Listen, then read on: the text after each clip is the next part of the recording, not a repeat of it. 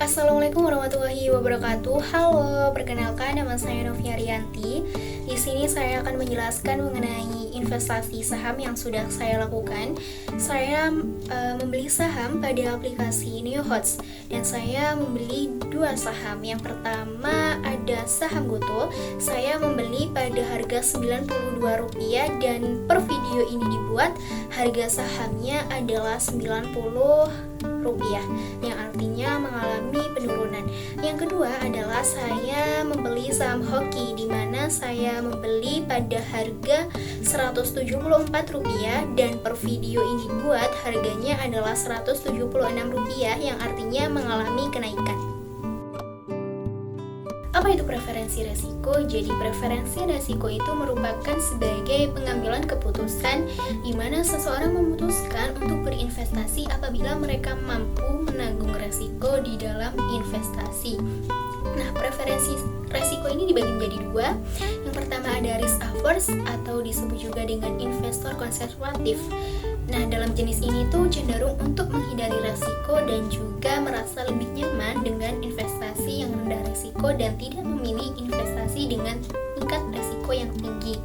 Yang kedua ada risk taker, yakni yang berani mengambil resiko.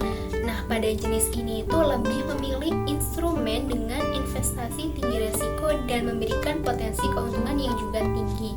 Berdasarkan dua jenis tipe tersebut, saya adalah termasuk risk taker, jadi saya membeli saham Goto dan juga Hoki. Pada tujuan ini dibedakan menjadi dua, yakni ada investasi jangka pendek dan juga investasi jangka panjang. Yang pertama ada investasi jangka pendek, yakni pengumpulan aset yang kurang dari 1 tahun dan juga biasanya didasari oleh target keuangan yang ingin dicapai dalam waktu dekat. Misalnya adalah untuk tabungan dalam membeli gadget baru atau tabungan dana darurat. Yang kedua adalah investasi jangka panjang, di mana pengelolaan aset-aset yang lebih dari 1 tahun. Nah, kebanyakan investor berinvestasi jangka panjang ketika sudah memiliki strategi atau rencana khusus seperti untuk tabungan pensiun atau tabungan untuk membangun bisnis. Nah, sesuai dengan penjelasan tersebut, saya memilih saham Goto dan Hoki dengan tujuan jangka pendek yang didasarkan pada modal yang saat ini yang terbatas untuk memenuhi kebutuhan dalam waktu dekat dan juga untuk mempelajari cara kerja instrumen sambil berjalan. Alasan saya membeli Goto yang pertama adalah Goto bagian dari sektor teknologi, di mana sektor ini itu saat ini mengalami penguatan tertinggi sebesar 2,8%. Yang kedua termasuk ke dalam indeks komposat LQ45, di mana indeks ini itu mengukur kinerja harga dari 45 saham yang memiliki likuiditas tinggi dan juga kapitalisasi pasar besar serta didukung oleh fundamental perusahaan yang baik. Alasan yang ketiga adalah paling banyak diperdagangkan dari segi volume. Saham Goto ini telah menjadi saham yang paling banyak diperdagangkan dengan volume mencapai 47,9 juta lot. Alasan yang keempat, karena saham Goto ini diprediksi mampu rebound hingga menembus target harga Rp125 per saham, seiring dengan kabar merapatnya TikTok milik ByteDance untuk kembali menghidupkan kembali TikTok Shop di Indonesia. Nah, saya membeli saham yang kedua, yakni saham Hoki, dengan alasan yang pertama sebagai bagian dari sektor consumer non-cyclical dalam kategori fast moving consumer goods yang memproduksi kebutuhan pokok akan menguat menjelang adanya pemilu yang didasarkan pada pemilu akan dapat meningkatkan daya beli masyarakat khususnya di segmen menengah ke bawah karena adanya anggaran besar dari pelaksanaan pemilu seperti biaya kampanye, logistik, honorarium, petugas, dan sebagainya.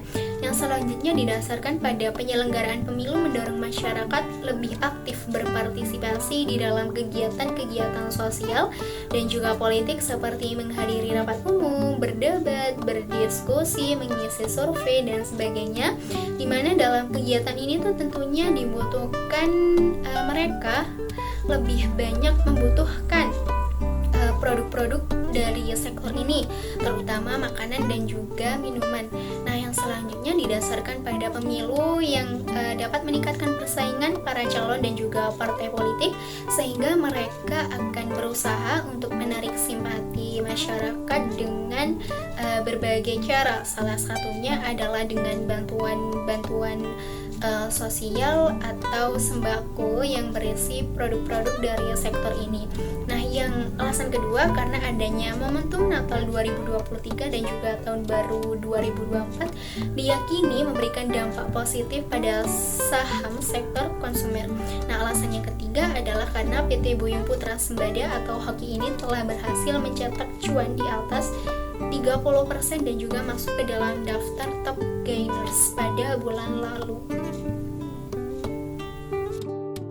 Yang selanjutnya adalah dilihat dari kondisi perusahaan, di mana yang pertama saham Gotoh memiliki EPS yakni laba per lembar saham pada kuartal 3 tahun 2023 adalah negatif 8, yang artinya semakin negatif jadi kurang bagus dan juga kurang cocok untuk jangka panjang.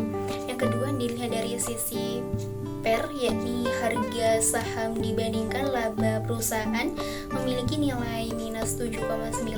Nah, jika PER ini lebih kecil, maka perusahaan dianggap lebih murah dan juga lebih diminati oleh investor. Yang selanjutnya dari PBV, yakni nilai harga saham terhadap nilai buku saham, yang dimana dijual 2 kali dari nilai bukunya pada kuartal 3 tahun 2023 dan 1,1 pada kuartal 1 dan juga 2 pada tahun 2023. Pada selanjutnya yakni ROE seberapa persen dapat mengelola sahamnya, di mana Gotoh ini pada kuartal 3 tahun 2023 dapat mengelola sahamnya sebesar minus 10,8. Nah, hal ini tuh mengalami kenaikan dibandingkan dengan kuartal 3 dan juga kuartal 1. Yang selanjutnya dari DER, yakni seberapa besar utang perusahaan jika dibandingkan dengan ekuitas perusahaan, yang dimana hasilnya adalah 0,1, dimana utang perusahaan lebih kecil daripada ekuitas perusahaan karena nilainya kurang dari 1. Nah, yang kedua yakni saham Hoki, di mana memiliki EPS atau laba per lembar saham pada kuartal 3 tahun 2023 adalah minus 1, yang artinya semakin negatif jadi kurang bagus dan juga kurang cocok untuk jangka panjang. Yang kedua dilihat dari sisi PER-nya, di mana harga saham dibandingkan dengan laba perusahaan yakni sebesar minus 76,2, di mana jika dibandingkan PER ini lebih kecil, maka perusahaan ini dianggap lebih murah dan juga diminati oleh investor. Yang selanjutnya dari PBV, di mana nilai harga saham terhadap nilai buku saham yakni dijual 1,2 kali dari nilai bukunya pada kuartal 3 tahun 2023 dan juga 1,2 pada kuartal 2 tahun 2023 dan juga 1,3 pada kuartal 1 tahun 2023. Sedangkan ROE-nya yakni seberapa persen perusahaan itu dapat mengelola sahamnya pada kuartal 3 tahun ini tuh sebesar minus 2,6. Hal ini mengalami penurunan dibandingkan pada kuartal 1 dan juga kuartal 2. Nah, sedangkan pada DER-nya yakni seberapa besar utang perusahaan jika dibandingkan dengan ekuitas perusahaan yakni sebesar 0,4, di mana utang perusahaan masih lebih kecil dari ekuitas perusahaan karena nilainya kurang dari 1.